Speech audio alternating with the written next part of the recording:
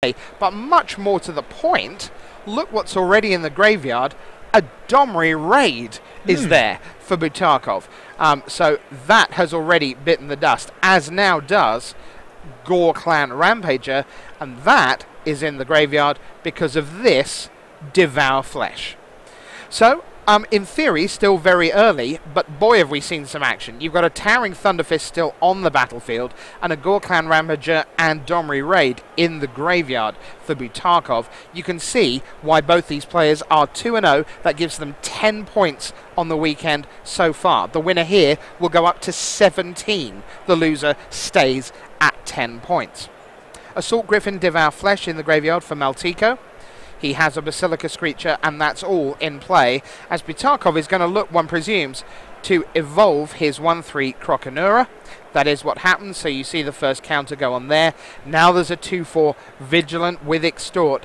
This is going downhill fast for Maltiko, who is already at just 7 life. He seems to be kind of flooded. He's got 7 land in play, now 8 land in play, just 2 cards in hand. This is a real classic tale of all land and no spells, and that Basilica Screecher is not long for this world. In 4-4, 2-4, 2-4, and doesn't even bother, interestingly, Butakov to give his Towering Thunderfist Vigilance because he's got more plans in mind, and that, of course, is the Extort from Knight of Obligation as Bomber Core comes down. 2 life, Maltiko. There's no way back from this. You can be pretty certain only a Merciless Eviction gives him any hope. Does he have it? 1, 2, 3, 4. Balustrade Spy is not a Merciless Eviction. And right now, I think that Balustrade Spy is just about saying, what have you got in there? Can I find out a little bit of extra information? You see an Adaptive Snapjaw, and boom, that's the game. Butakov takes it, Domri Raid and friends, 1-0. All right, on my screen I have Reduke on the top, Reader Rabbit versus DZY on the bottom. They both have pretty well-developed boards and similar ones as well. Gutter Skulk, Zerichi Tiger, Kingpin's Pet make up Reed's board, and he is going to attack. With the Gutter Skulk and the Tiger, they're both going to get in, and he's going to follow up with a Millennial Gargoyle of his own. He's facing down a Balustrade Spy and a Millennial Gargoyle from DZY. DZY has 4 cards in hand and 6 mana, so he's going to have some room to work here. Let's see what he comes up with. No attacks. No, nothing. Just going to pass a turn back.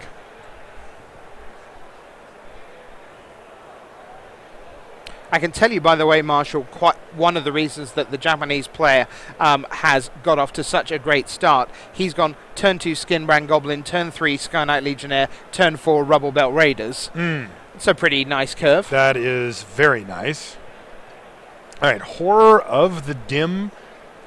Not a premier 5-drop in the format, but you'll run it when you need to, and it looks like that's what Reed's done here. Didn't have any attacks, though, so he's forced pass a turn back, and unfortunately for DZY, so is he. So here comes Horror of the Dim.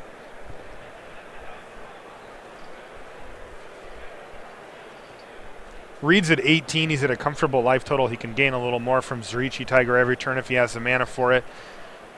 DZY was looking to be the aggressor, but it has not been able to make that work. He's got 4 cards in hand and 7 mana. Could be missing a color here.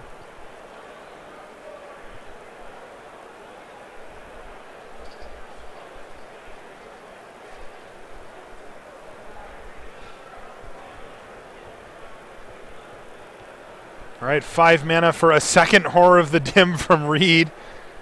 Not going to be able to pay for the Extort on Kingpin's Pet, but casting 5 drops is going to work for him pretty well here.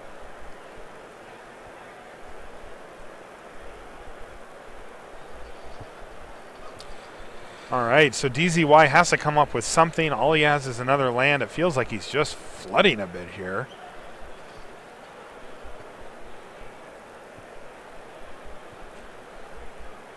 Sure enough, he just is forced to pass the turn back. He's facing down an impressive board state by Reed.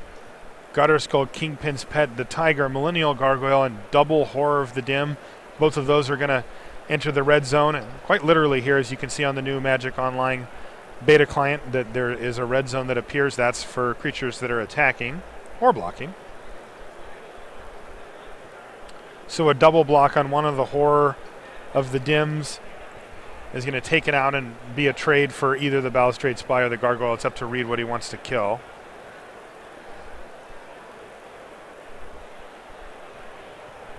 I can tell you that Hiroki Yamashita did take that game, his powerful start, Rubber Belt Raiders and co. curving out there more than enough to take the opening game. So he especially is in sealed.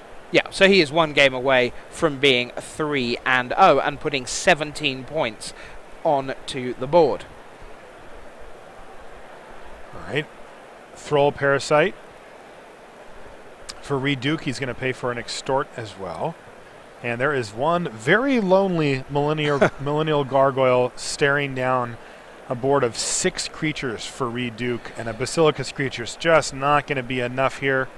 He's got 3 cards in hand, but it just doesn't look like he has much going on. Yeah, we were back into merciless eviction mode again, weren't we? We were indeed.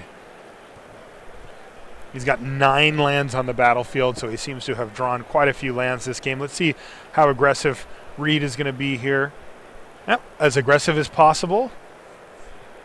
Probably going to send in that Thrall Parasite as well. Well, he decides not to, but he attacks with every other creature that he has. Yep. A couple of blocks means that he's going to take 2, 4, 6 damage. And any spell will finish him off thanks to the Thrall Parasite. But Reed goes into his main, and he has a Millennial Gargoyle, pay for Extort, and Reed Duke wins the game. All right, I'm going to take you across to David Kaplan at the top of your screen. That's Gooberfish up against Sam Pardy, the runner-up from Grand Prix Toronto 2012. And that's at the bottom. 13 plays 16 right now. Let's take a look at the board. We are currently in David Kaplan's 6th turn, and Sam is busy trying to decide which of his creatures he wants to get in the way.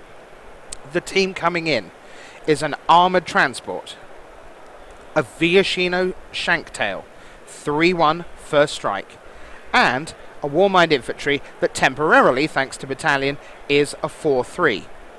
Over here, we have a Gateway Shade, and right now you see Boros Charm saying, all my permanents are indestructible. We're going to see a Smite in response with Extort going on. A lot going on in this attack. Sam saying, yeah, I don't like the idea of all that indestructibility. Let's do something about that. He's already pumped his Gateway Shade up to a 3/3. So now we see an indestructible 4/3 Warmind Infantry getting the job done. Another Warmind Infantry comes down. So still very much advantage to Kaplan, but Sam's Smite did him a fairly useful turn there. Sam at 12, he's got 2 cards in hand, 6 mana as you can see. That Boros Charm for Kaplan has been really good this morning. Card that we saw comfortably make the jump into Standard. Joel Larson had it in his Pro Tour final deck from Pro Tour Gatecrash in Montreal. As we see Sam run out Night Watch, 2 Vigilant 2/2s, and he had the spare mana to extort off his Basilica Screecher. So now Kaplan will trigger 2 Battalion. Warmind Infantry 4/3, Warmind Infantry 4/3, and the 2/1 doesn't receive combat damage from creatures, Armored Transport. So Sam, although he's tapped out, he kind of feels he has to try and get one off the board, avoid Battalion here. So he's going to offer up a trade for both halves of his Night Watch. And in a sense, he gets away with that because any trick there would have been a real blowout. As we see Assault Griffin come down, that outclasses Basilica Screecher on the bottom of the screen. Sam down to 7.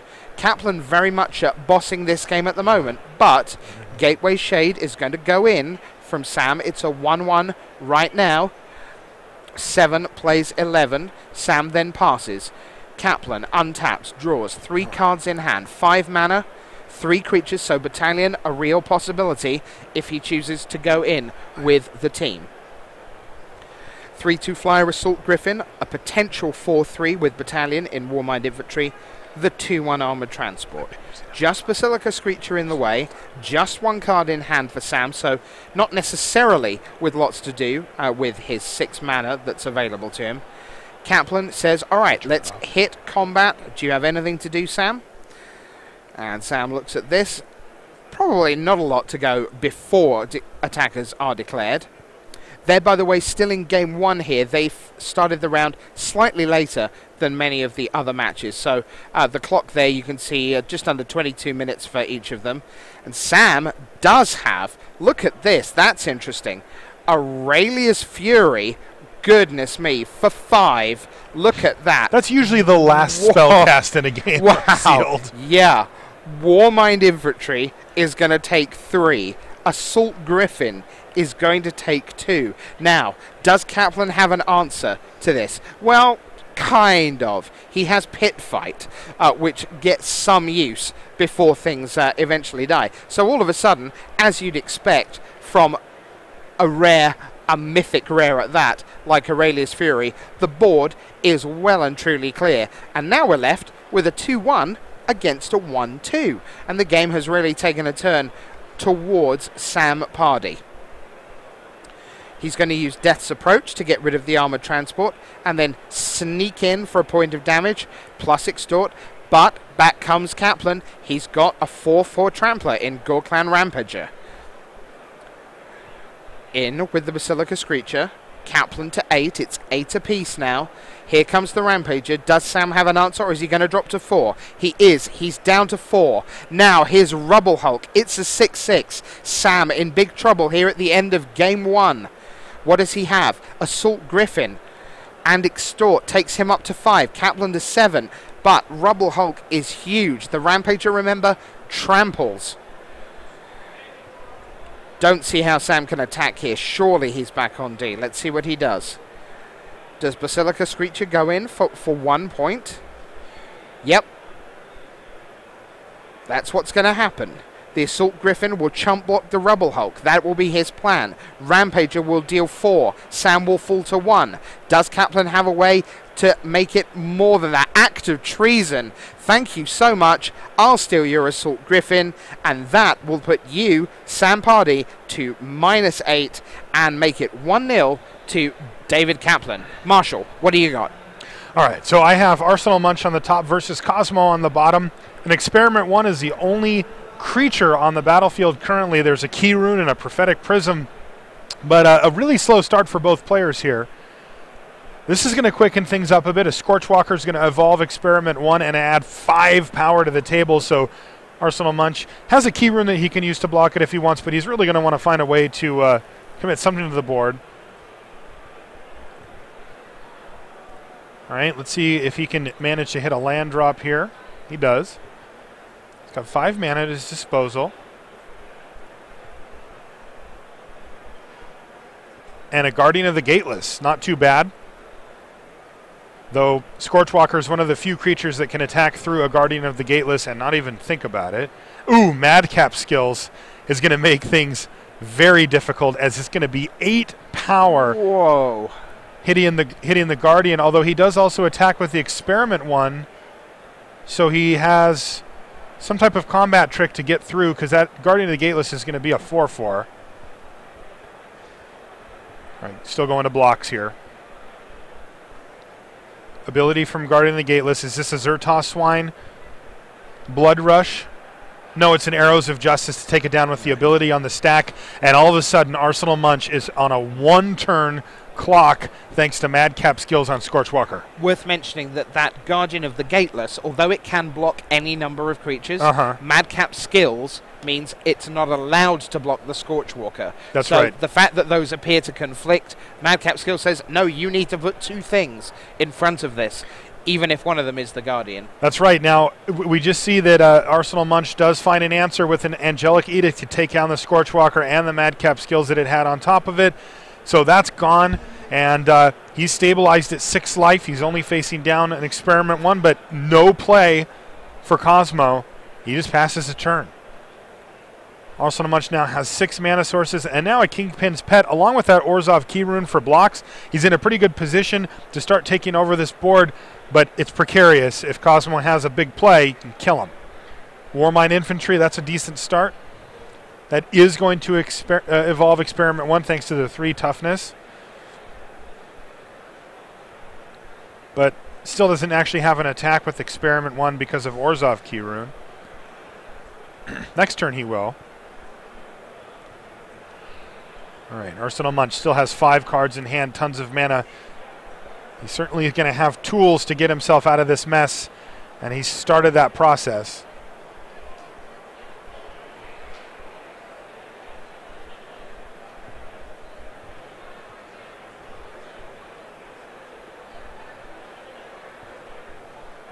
Goes to his combat step, elects not to attack. What's his play for the turn? Nothing? Or he's just going to pass the turn back. So 7 mana, and he does nothing. A Millennial Gargoyle joins the team here for Cosmo. That's going to enable a battalion attack next turn. But this turn, he's just going to do nothing. He's just not going to bother attacking. All right, Arsenal Munch, Merciless Eviction. We've seen it time and time again. Yep. And just for the rub-ins, he's got the extort trigger on Kingpin's Pet as well. Do you're like one of the most calm, level-headed players I know, Marshall. Okay. Do you pay attention to rub-ins? No. No, I thought not. I mean, I guess I would note that somebody did it and just not like them anymore. But Sure. And then that wasn't, you know. No. Yeah, Sure, that was a joke. But I just like, yeah.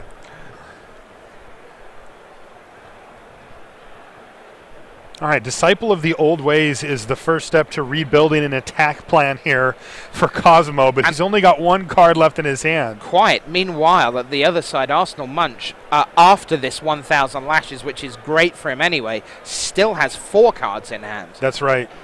He's got another play with an Armored Transport as well, so all of a sudden it's going to start being 3 damage per turn over and over and over. That Merciless Eviction has just been great for Munch. It really throughout has. the 3 rounds. Great card in sealed, harder to make it work in draft, but you still can. You have to build around it a lot more. Some of these decks will kill you before you get to that 6th mana. All right, Key Rune, Armored Transport, bashing.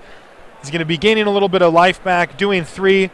1,000 lashes is going to keep ticking away at Cosmo's life total, and Arsenal Munch has fully swung this game back in his direction, just keeps adding more to the board. Now it's a Balustrade Spy.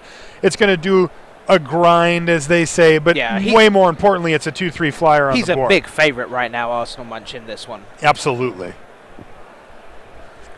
I can tell you that there's an interesting game where we'll be heading next, and that's between the Japanese player Hiroki Yamashita, your reigning MTGO Player of the Year, up against Econ, which is Andreas Eklund of Sweden. Double Sage's Road Denizen is in play for Econ right now, just trying to stay alive. Very good one in there.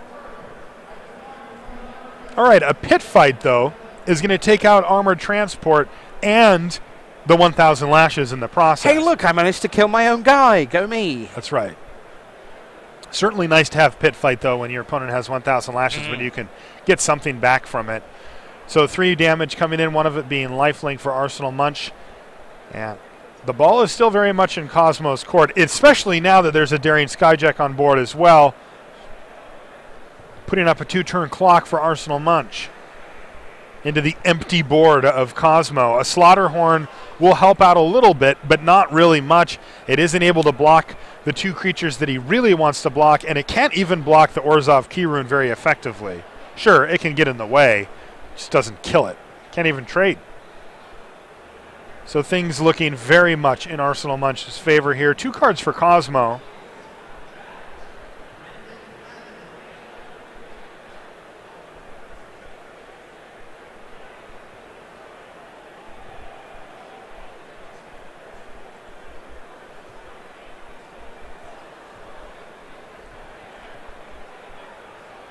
What's it going to be for Cosmo here?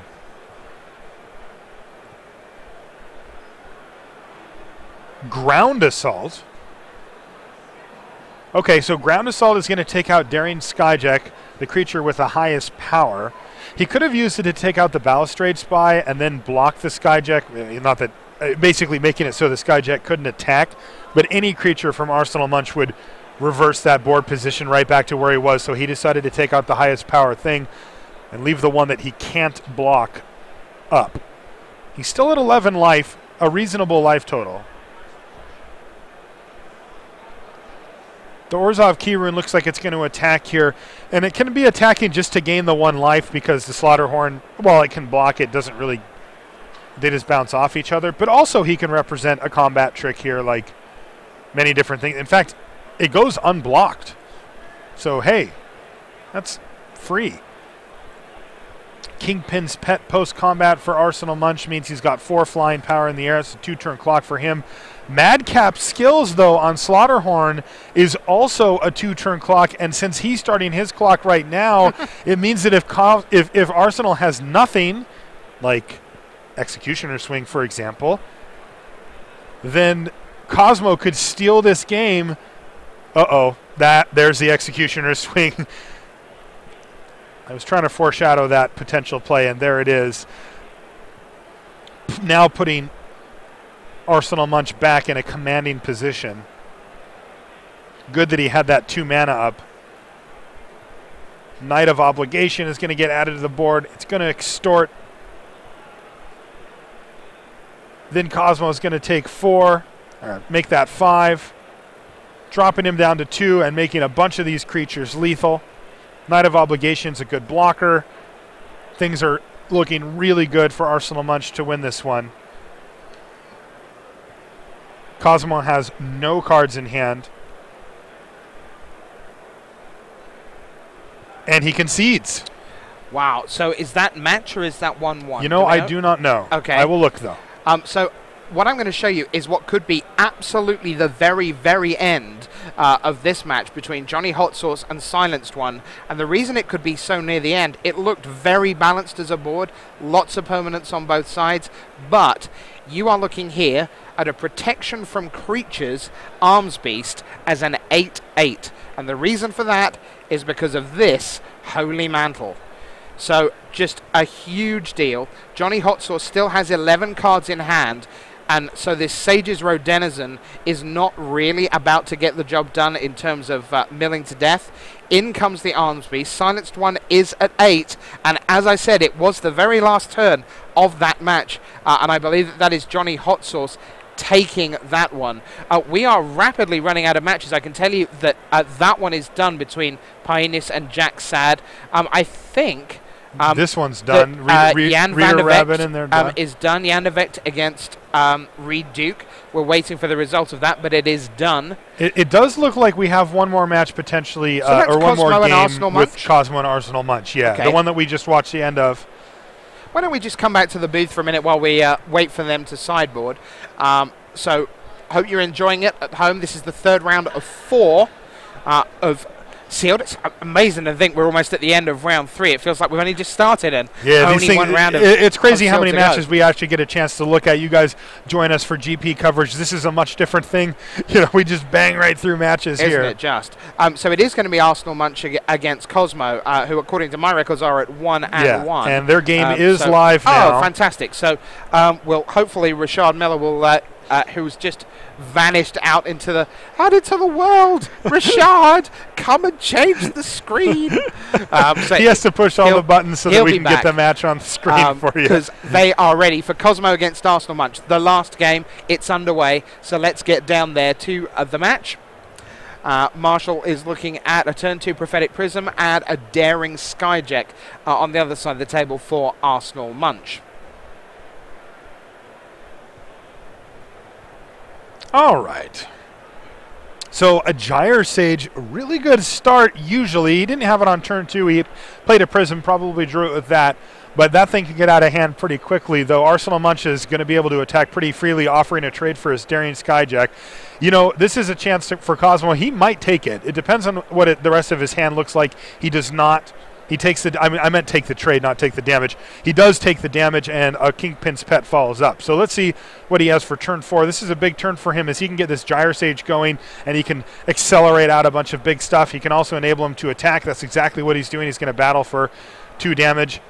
The Millennial Gargoyle can trade for either creature. It's really quite nice in this position, really. Just to give you a quick update, that Johnny Hot Sauce and Silenced One are into a 3rd game. So they continue to play Hot Sauce and Silence One, or may even actually be game 2, because Johnny Hot Sauce eventually, with the Holy Mantle on Arms Beast, took that game.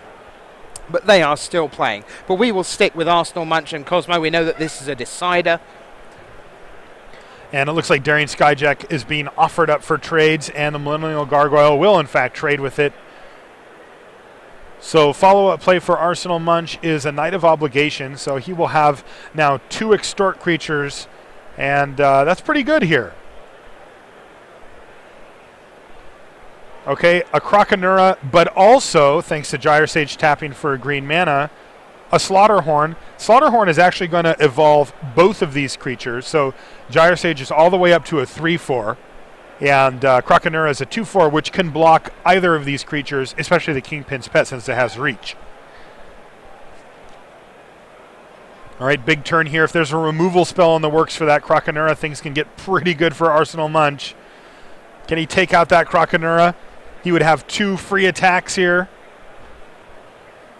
Nope, another Kingpin's Pet. Not ideal, but yeah, you're always happy to have as many of those on the table as possible, although Cosmo is sitting at 16 life here.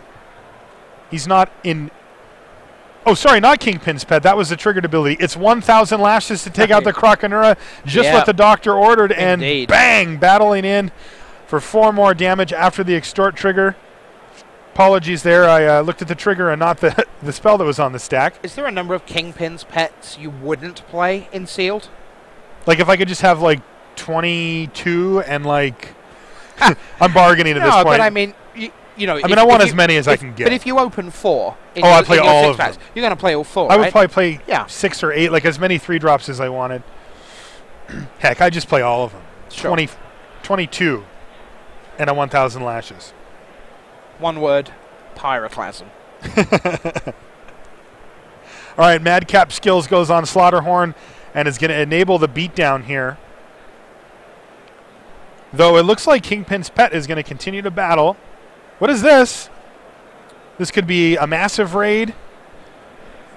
It could be, no, it's 3 mana. It would be kind of crazy if he had Naturalize here, but it's Arrows of Justice to take out the Kingpin's Pet. What do you make of Arrows of Justice? It seems, like this morning, it seemed very, very serviceable and a card that you would automatically run if you had access to the mana. But in Draft, not a card that sees a ton of love. Yeah, I mean, I think you described it well, and I would put it roughly in that category in Draft as well. It's very, very serviceable. It's removal. You just got to kind of run it. You know, just one of those things. All right, Corpse Blockade for Arsenal Munch. He's got a lot of toughness on the ground. But right now, Slaughterhorn is threatening an attack, though, thanks to Corpse Blockade, could just be a 1-for-1.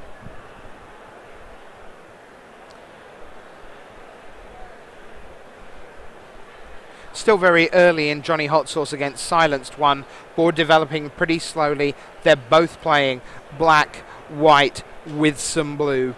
So pretty much an Esper control mirror in that one.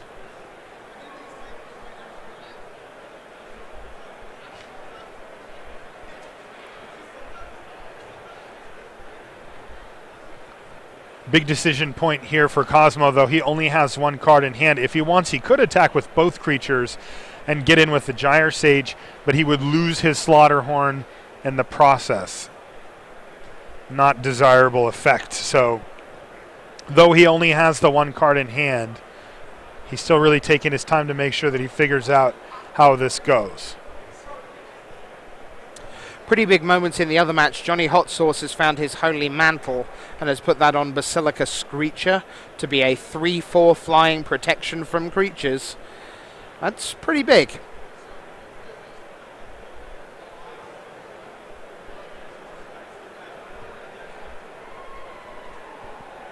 All right, active treason is the reason why he was thinking so hard. He is going to steal the Knight of Obligation. What's going to happen, though, is Arsenal's going to have the opportunity to sacrifice it if he wants. No, he took the Corpse Blockade. Okay. Right. And he's just going to get the 1 attack with a Slaughterhorn, so he's carefully planned out this turn. Yeah, and the reason he takes the Corpse Blockade is so that he can sacrifice a his Croconura. Croconura to the Corpse Blockade. You're right. Get rid of the 1,000 lashes. So, a cute trick. Now, unfortunately, that does leave him with the Corpse Blockade and the Knight of Obligation after that, and so he's in a similar position except for with 0 cards in hand. Balustrade Spy plus Extort drops him down to 8. Arsenal Munch goes up to 9. There's going to be a grind here. It's just going to mill away a mountain, so happy times for Cosmo. Gives him a better chance of drawing a spell here. All right, let's see what he draws. This is a big one. He is immediately going to attack. So Arsenal Munch has a double block opportunity here with Knight of Obligation and Corpse Blockade. He drew his card and just went right to attacks.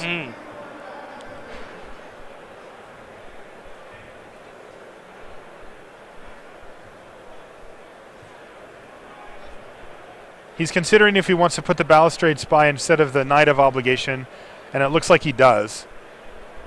Oh, changing his mind. Either one of these opportunities means that he has enough toughness to keep his other guy. All right, blockers are being ordered. Balustrade Spy first. Whoop.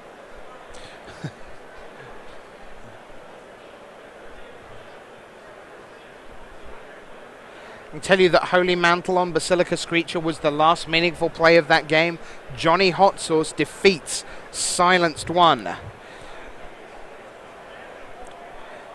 which I believe makes this the last game of the round. It is indeed. Okay, so Slaughterhorn trades off, and an Ivy Lane Denizen joins the battlefield. That Gyre Sage is still stuck on 3/4. He's going to need a 5-drop or something to get him any bigger than that, which he'd really like to do so it could fight through. He also can play any green creature to get a +1/+1 counter on either the Ivy Lane Denizen, the Gyre Sage, or the green creature, depending on what it is, and that can enable that kind of attack. Now, the Corpse Blockade can trade, but he'll have to sacrifice a creature, which isn't bad. Cosmo draws his card for the turn and immediately passes. Currently, neither player has a particularly good attack. In fact, they just don't have any attacks at all. But Arsenal Munch has 3 cards in hand.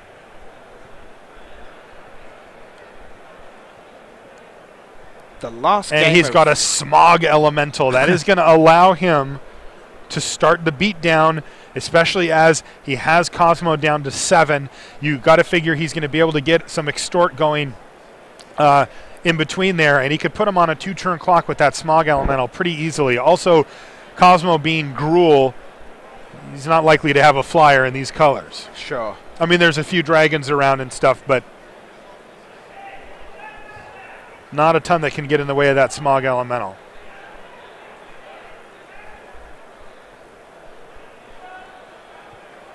So Yamashita defeats Eklund, goes to 3-0, 17 points. Maltiko defeats Butakov, goes to 17 points. This one of these two will go to 10 points with a 2-1 record. That's what they're playing for. Already 2-1, Sidursky over Panazzo. Already 2-1, Jones over Ari Malka. Already 2-1, Sam Pardy, in arguably the match of the round, against David Kaplan. Reed Duke defeats Jan van der Vegd. He's off the mark. Johnny Hot Sauce off the mark against Daniel Botov. So Daniel Botov and Jan van der Vegd will play in round 4 to see who goes with 0 points into Format 2 Cube Draft this afternoon. Marshall, what's going on in the match? So right now Arsenal Munch is in an absolutely commanding position. He's sitting on 12 life, and this is just most likely a desperation attack from Cosmo, as it's hard to imagine a way that he can actually make this into the full 12. Defiance, does that get him anywhere? Clan Defiance gets him somewhere. The problem is that he's at 2. Yeah, not somewhere enough. No. Okay. Both creatures are going to get blocked. He could Clan Defiance for 5. But even if he did, it wouldn't have been enough.